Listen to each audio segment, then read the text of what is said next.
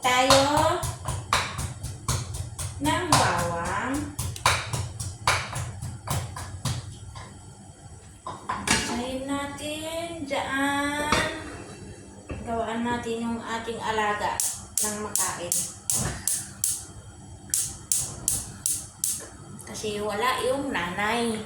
Pagalitan tayo pag hindi makakain yung anak niya.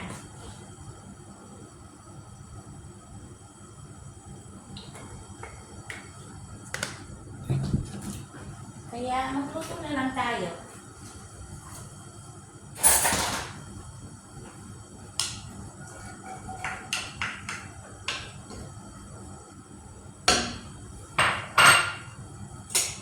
Kumusta na kayo dyan, mga palangga ko?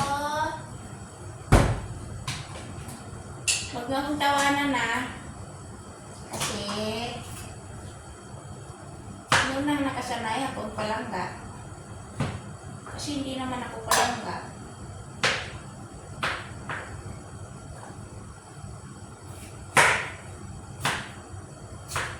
Kayo dyan, mga kaibigan.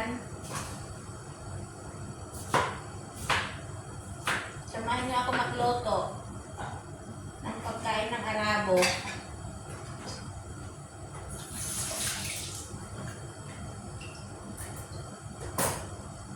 Nasaan na kaya ang ulo ng ating makina?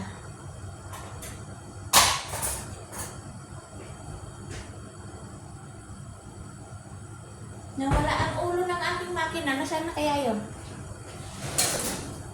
Diyan muna kayo. Nandiyan lang ako.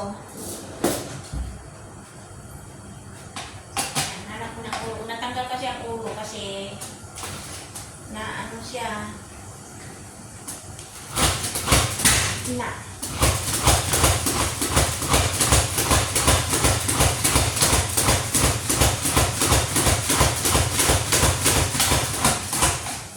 Ang ingay ko, no? Pasensya na. Giniling ko kasi yung kamatis para maduro.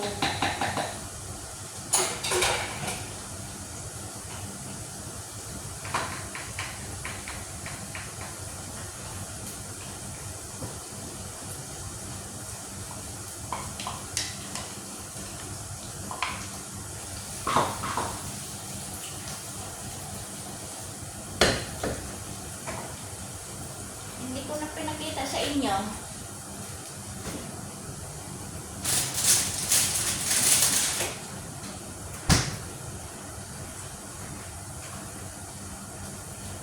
Ipakita ko sa inyo ha, paano magluto ng magluba. Iba ka naman mahulog yung cellphone ko sa loob ng kaldero. Inutang to, hindi pa nabayaran. Pasensya na kayo. Yan, pag mag-brown siya, ihulog na yung kamatis. Pag medyo naluto-luto na yung kamatis, ihulog na yung manok. Ito yung manok. Linuto ko na yung isang araw. Sinimay ko, linagay ko sa freezer para pag magluto ako ng pagkain ng alaga ko. Okay na kasi yung alaga ko, kahit matanda na yon, hindi yun nakakakain ng matigas kasi may kapansanan. Hindi pwede ipakita sa inyo, pagalitan ako ng Arabo. O, ito naman ang bigas, kumbaga sa atin, arroz caldo, ang kalabasan niya.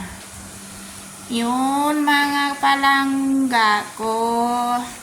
Dito na lang.